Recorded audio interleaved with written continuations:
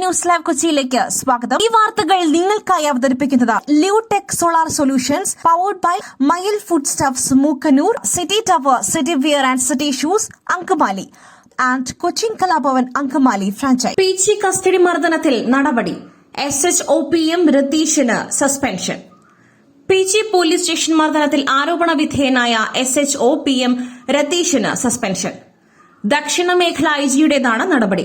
നിലവിൽ കടവന്ത്ര SHOയാണ് രതീഷ്. നേരത്തെ കസ്റ്റഡി മർദ്ദനവുമായി ബന്ധപ്പെട്ട ഉത്തരമേഖല IG ദക്ഷിണ മേഖല IGക്ക് റിപ്പോർട്ട് നൽകിയിരുന്നു. എന്നാൽ റിപ്പോർട്ടിൽ നടപടി എടുക്കാതിരുന്നത് വിവാദമായിരുന്നു. 2023 മെയ് 24 പട്ടിക്കാട് ലാലീസ് ഹോട്ടൽ മാനേജരെയാണ് രതീഷ് മർദ്ദിച്ചത്. ഹോട്ടൽ മാനേജർ KP ഔസേപ്പിനെയും മകനെയുമായിരുന്നു അന്നത്തെ SHO ആയിരുന്ന രതീഷ് മർദ്ദിച്ചത്. സംഭവത്തിന്റെ CCTV ദൃശ്യങ്ങൾ ഈ അടുത്താണ് പുറത്തുവന്നത്. ഹോട്ടലിൽ ഭക്ഷണം കഴിക്കുവാനെത്തിയ ആൾ നൽകിയ വ്യാജ പരാതിക്ക് പിന്നാലെയാണ് സ്റ്റേഷനിലെത്തിച്ച് ഇരുവരെയും SHO മർദ്ദിച്ചത്. ആരോപണ വിധേയനായിരുന്ന രതീഷിന് പിന്നീട് സ്ഥാനക്കയറ്റം ലഭിക്കുകയും കടവന്ത്ര പോലീസ് സ്റ്റേഷനിലേക്ക് SHO ആയി നിയമിക്കുകയും ചെയ്തിരുന്നു. PG പോലീസ് സ്റ്റേഷനിലെ മർദ്ദനവുമായി ബന്ധപ്പെട്ട റിപ്പോർട്ട് ദക്ഷിണ മേഖല IGയുടെ ഓഫീസിൽ 7 മാസത്തോളമാണ് കെട്ടിക്കിടന്നത്. സംസ്ഥാന വിവരാവകാശ കമ്മീഷൻ മുഖേന പോലീസ് സ്റ്റേഷനിലെ ദൃശ്യങ്ങൾ ലഭിക്കുന്നതിന് ഔസേപ്പ് അപേക്ഷിച്ചു. ഒടുവിൽ മനുഷ്യാവകാശ കമ്മീഷൻ ഇടപെട്ടതിന് ശേഷമാണ് ദൃശ്യങ്ങൾ നൽകുവാൻ പോലീസ് തയ്യാറായത്. ഇതിന് പിന്നാലെയാണ് സ്റ്റേഷനിൽ എത്തിച്ച ഔസേപ്പിനെയും മകനെയും ക്രൂരമായി മർദ്ദിക്കുന്ന ദൃശ്യങ്ങൾ പുറത്തുവന്നത്. കുന്നംകുളം പോലീസ് സ്റ്റേഷനിലെ മർദ്ദന ദൃശ്യങ്ങൾ പുറത്തുവന്നതിന് പിന്നാലെയാണ് PG സ്റ്റേഷനിലെ കസ്റ്റഡി മർദ്ദനം വാർത്തയായത്. മാസപ്പടി കേസ് ഹർജി പരിഗണിക്കുന്നത് ഡൽഹി ഹൈക്കോടതി വീണ്ടും മാറ്റി. മാസപ്പടി കേസിലെ ഹർജികൾ പരിഗണിക്കുന്നത് ഡൽഹി ഹൈക്കോടതി വീണ്ടും മാറ്റി. അടുത്ത മാസം 28, 29 തീയതികളിലായി ഹർജി പരിഗണിക്കുമെന്ന് കോടതി അറിയിച്ചു. ജസ്റ്റിസ് ഗിരീഷ് കത്പാലിയ അധ്യക്ഷനായ ബെഞ്ചാണ് ഹർജിയിൽ വാദം കേൾക്കുക എന്നാണ് മുൻപ് അറിയിച്ചിരുന്നത്. എന്നാൽ ഇന്ന് പുതിയ ബെഞ്ചിന് മുൻപിലാണ് ഹർജി എത്തിയത്. പുതിയ ബെഞ്ചിന് കേസ് പഠിക്കുവാൻ മതിയായ സമയം വേണം എന്നതിനാലാണ് ഹർജി പരിഗണിക്കുന്നത് മാറ്റിയിരിക്കുന്നത്. ഒക്ടോബർ 28, 29 തീയതികളിലായി ഉച്ചയ്ക്ക് ശേഷം 3:30 ഹർജിയിൽ വിശദവാദം കേൾക്കും എന്നാണ് ഡൽഹി ഹൈക്കോടതി അറിയിച്ചിരിക്കുന്നത്. മാസപ്പടി ആരോപണത്തിൽ മുഖ്യമന്ത്രി പിണറായി വിജയൻ, മകൾ T വീണ, CMRL എന്നിവർക്കെതിരെ CBI അന്വേഷണം വേണമെന്നാവശ്യപ്പെട്ടുള്ള പൊതു താൽപര്യ ഹർജിയാണ് ഡൽഹി ഹൈക്കോടതി മുൻപാകെ എത്തിയിരിക്കുന്നത്. മാധ്യമപ്രവർത്തകനായ MR അജയനാണ് പൊതു താൽപര്യ ഹർജിയുമായി നേരത്തെ ഹൈക്കോടതിയെ സമീപിച്ചത്.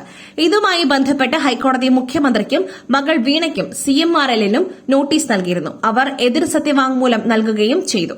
ഹർജി രാഷ്ട്രീയ പ്രേരിതം എന്നായിരുന്നു മുഖ്യമന്ത്രിയുടെയും മകളുടെയും മറുപടി. കേസിൽ കക്ഷി ചേർത്ത എല്ലാവരും മറുപടി സത്യവാങ്മൂലം നൽകിയിട്ടുണ്ട്. എനിക്ക് മർദ്ദനമേറ്റത് സ്റ്റാലിന്റെ റഷ്യയിൽ വച്ചല്ല. കോൺഗ്രസ് ഭരണകാലത്ത് സഭയിൽ മറുപടിയുമായി മുഖ്യമന്ത്രി. പ്രതിപക്ഷത്തിന്റെ അടിയന്തര പ്രമേയത്തിന് മറുപടി നൽകിയ മുഖ്യമന്ത്രി പിണറായി വിജയൻ, കോൺഗ്രസ് ഭരണത്തിൽ നടന്നത് വേട്ടയാടലായിരുന്നു. തനിക്ക് മർദ്ദനമേറ്റത് സ്റ്റാലിന്റെ റഷ്യയിൽ വെച്ചല്ലെന്നും നെഹ്റു നേതൃത്വം നൽകിയ കോൺഗ്രസ് ഭരണകാലത്താണെന്നും മുഖ്യമന്ത്രി പറഞ്ഞു. കമ്മ്യൂണിസ്റ്റുകാരെ പോലീസ് ക്രൂരമായി നേരിട്ടു.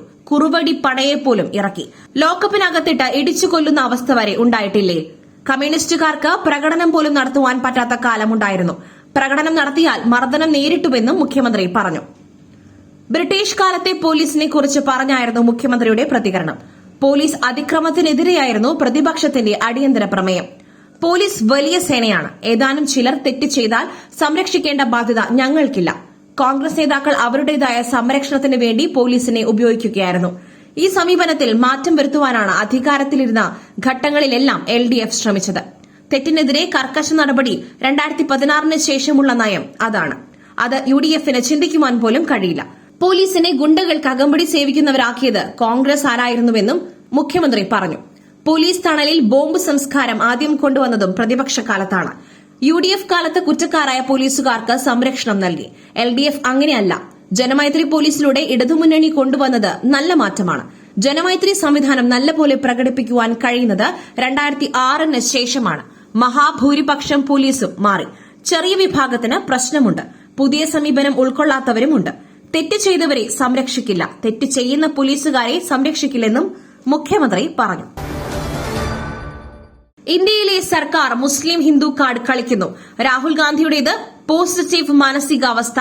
ഷാഹിദ് അഫ്രീദി. രാഹുൽ ഗാന്ധിയെ പ്രകീർത്തിച്ച് മുൻ പാക് ക്രിക്കറ്റ് താരം ഷഹീദ് അഫ്രീദി. ഇന്ത്യയിലെ നിലവിലെ സർക്കാർ മതവും മുസ്ലിം ഹിന്ദു കാർഡും കളിക്കുകയാണെന്നും ഇത് മോശപ്പെട്ട മാനസികാവസ്ഥയാണെന്നും അഫ്രീദി. രാഹുൽ ഗാന്ധിയുടേത് പോസിറ്റീവ് മാനസികാവസ്ഥയാണ്. രാഹുൽ സംവാദത്തിൽ വിശ്വസിക്കുന്നുവെന്നും പാകിസ്ഥാനിലെ സമ ടിവിയിലെ സംവാദത്തിൽ അഫ്രീദി പറഞ്ഞു. ഏഷ്യ കപ്പിൽ ഇന്ത്യൻ ക്രിക്കറ്റ് താരങ്ങൾ പാകിസ്ഥാൻ താരങ്ങൾക്ക് ഹസ്തദാനം വിസമ്മതിച്ചതിനെ തുടർന്ന് വലിയ വിവാദങ്ങൾ സൃഷ്ടിച്ചിരുന്നു. ഈ വിഷയത്തിൽ പ്രതികരിക്കുന്നതിനിടെയാണ് ഷാഹിദ് അഫ്രീദി രാഹുൽ ഗാന്ധിയെ പ്രശംസിച്ചത്. രാഹുൽ ഗാന്ധിക്ക് വളരെ പോസിറ്റീവ് മാനസികാവസ്ഥയാണ് ഉള്ളത്. എല്ലാവരെയും ചർച്ചയിലൂടെ ഒരുമിച്ച് കൊണ്ടുപോകുവാൻ അദ്ദേഹം ആഗ്രഹിക്കുന്നു എന്നായിരുന്നു അഫ്രീദിയുടെ പരാമർശം. അതേസമയം അഫ്രീദിയെ കടുത്ത സ്വരത്തിൽ വിമർശിച്ച ബിജെപി ദേശീയ വക്താവ് ഷെഹസാദ് പൂനാവാല രംഗത്തെത്തി.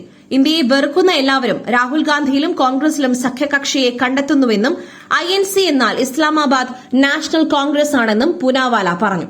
രാഹുൽ ഗാന്ധിക്ക് ഒരു പുതിയ ആരാധകനെ ലഭിച്ചു എന്ന് ബിജെപി വക്താവ് പ്രദീപ് ഭണ്ഡാരി പരിഹസിച്ചു. കൊച്ചുവീട്ടിൽ ഞെരുങ്ങിക്കഴിയുന്ന 21 പേർ. ആദിവാസി കുടുംബത്തിന്റെ നോവ് പകർത്തിയ മാധ്യമവാർത്തയിൽ ഇടപെട്ട മനുഷ്യാവകാശ കമ്മീഷൻ. മലപ്പുറം നിലമ്പൂർ പാറേക്കാട് നഗറിൽ 21 അംഗ ആദിവാസി കുടുംബം സ്ഥലപരിമിതിയുള്ള വീട്ടിൽ കഴിയേണ്ടിവരുന്ന ദുരവസ്ഥയെക്കുറിച്ചുള്ള വാർത്തയിൽ ഇടപെട്ട മനുഷ്യാവകാശ കമ്മീഷൻ. വിഷയത്തിൽ സ്വമേധയാ കേസെടുത്ത കമ്മീഷൻ അടിയന്തരമായി ഇടപെടണമെന്ന് ജില്ലാ കളക്ടറോട് നിർദ്ദേശിച്ചു. 15 ദിവസത്തിനുള്ളിൽ ITTP പ്രൊജക്ട് ഓഫീസർ റിപ്പോർട്ട് സമർപ്പിക്കണമെന്നും മനുഷ്യാവകാശ കമ്മീഷൻ ആവശ്യപ്പെട്ടിട്ടുണ്ട്. വാർത്ത റിപ്പോർട്ട് ചെയ്ത് 2 ദിവസത്തിനുള്ളിലാണ് മനുഷ്യാവകാശ കമ്മീഷന്റെ ഇടപെടൽ വിഷയത്തിലുണ്ടായിരിക്കുന്നത്. ചെറിയ കൂരയിൽ 21 പേർ തിങ്ങിഞ്ഞെരിഞ്ഞു കഴിയുന്നതിന്റെ ഹൃദയം നോവിക്കുന്ന ദൃശ്യങ്ങളാണ് 2 ദിവസം മുൻപ് മാധ്യമങ്ങൾ പുറത്തുവിട്ടത്. ഒറ്റ വീട്ടിൽ ഞെരുങ്ങിക്കഴിയുന്നവരിൽ 88 വയസ്സുള്ള വയോധികയുമുണ്ട്. വീട്ടിലാകെ 3 മുറികൾ മാത്രമാണുള്ളത്. ഒരു മുറിയിൽ 8 പേർക്കെങ്കിലും കിടക്കേണ്ടിവരും.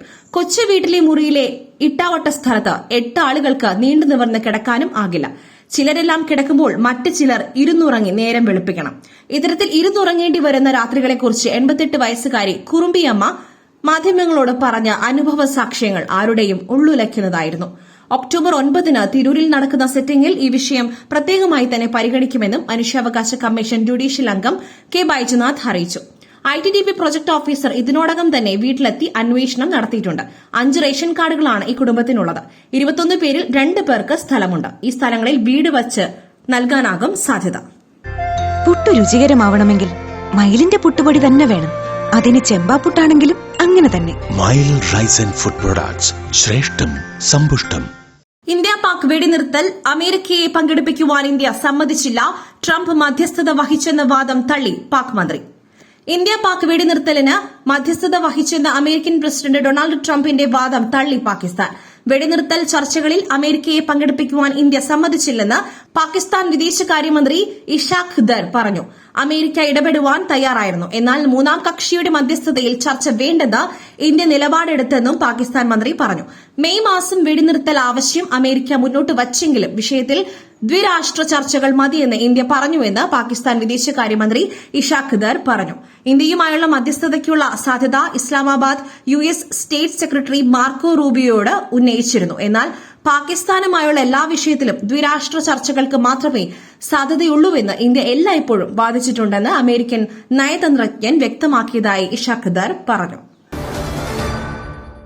കന്നിമാസ പൂജകൾക്കായി ശബരിമല നട തുറന്നു. കന്നിമാസ പൂജകൾക്കായി ശബരിമല നട തുറന്നു. വൈകിട്ട് 5-ന് തന്ത്രി കണ്ഠരര് മഹേഷ് മോഹനരുടെ സാന്നിധ്യത്തിൽ മേൽശാന്തി അരുൺകുമാർ നമ്പൂതിരി നട തുറന്ന് ദീപം തെളിയിച്ചു. ആയിരക്കണക്കിന് അയ്യപ്പ ഭക്തരാണ് ഇന്ന് ദർശനം തേടി എത്തിയത്. നട തുറന്ന ശേഷം 18ാം പടിക്ക് താഴെ ആഴിയിൽ അഗ്നി പകർന്നു. കന്നിമാസം 1-ന് രാവിലെ 5 മണിക്ക് ദർശനത്തിനായി നട തുറക്കും. കന്നിമാസ പൂജകൾ പൂർത്തിയാക്കി സെപ്റ്റംബർ 21-ന് രാത്രി 10 മണിക്കാണ് നട അടയ്ക്കുക. തിരുവിതാംകൂർ ദേവസ്വം ബോർഡിന്റെ പ്ലാറ്റിനം ജൂബിലി ആഘോഷങ്ങളുമായി ബന്ധപ്പെട്ട് സംഘടിപ്പിക്കുന്ന ആഗോള അയ്യപ്പ സംഗമം സെപ്റ്റംബർ 20-ന് പമ്പയിൽ നടക്കും. മുഖ്യമന്ത്രി പിണറായി വിജയൻ 20-ന് രാവിലെ 10:30-ന് ആഗോള അയ്യപ്പ സംഗമം ഉദ്ഘാടനം ചെയ്യും. ലോകത്തിന്റെ വിവിധ ഭാഗങ്ങളിൽ നിന്നായി 3000-ലേറെ അയ്യപ്പ ഭക്തർ ആഗോള അയ്യപ്പ സംഗമത്തിൽ പങ്കെടുക്കും. മറ്റൊരു വാർത്തയുമായി കണ്ടുമുട്ടുന്നതുവരെ നന്ദി, നമസ്കാരം.